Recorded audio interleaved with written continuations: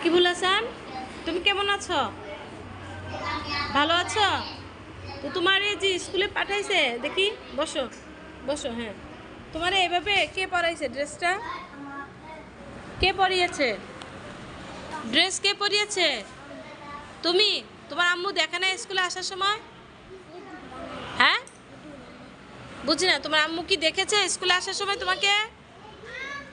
তাহলে এই যে দেখো, তোমার আম্মু যে এই যে তোমার শার্টটা ঠিক করে পরাইলো না, আবার বলে যে প্রাইমারি স্কুলের বাচ্চাদের মানে কোনো ইয়া নেই। আবার যখন কেজি স্কুলে নিয়ে পাঠায় তখন কত টাকা খরচ করে।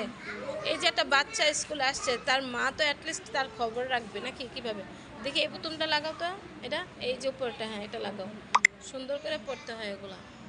তারপরে এই যে সুন্দর করে তেল দিয়ে তারপর কত সুন্দর করে স্কুলে আসতে হয়। হ্যাঁ, তুমি শার্ট না পরতে বলবা, তোমার আম্মুরে বলবা যে আমি শার্ট পরতে পারি না, আমাকে লাগাই দাও শার্ট। দেখি, এই যে লাগাইতে পারে না, দাঁড়াও আমি লাগাই দিচ্ছি। তো এই বাচ্চাদের প্রতি অনীহা থাকলে, এই বাচ্চারা বড় হয়ে যদি মা বাবাকে ভাত না দেয় তখন কি দোষ হবে বলেন? তখন কি দোষ হবে? বাচ্চাদের যত্ন করতে হয়। একটা গাছ লাগাইলেই শুধু কি ফল খাওয়া সম্ভব হয় না?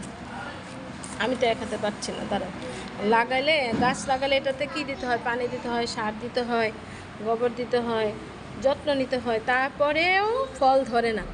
অথচ এই ছোট ছোট কোমলমতি শিক্ষার্থী, শিশু, বাচ্চা, মা বাবারা এদের কোনো খেয়াল রাখে না। মানে সব দায় দায়িত্ব হচ্ছে শুধুমাত্র টিচারদের।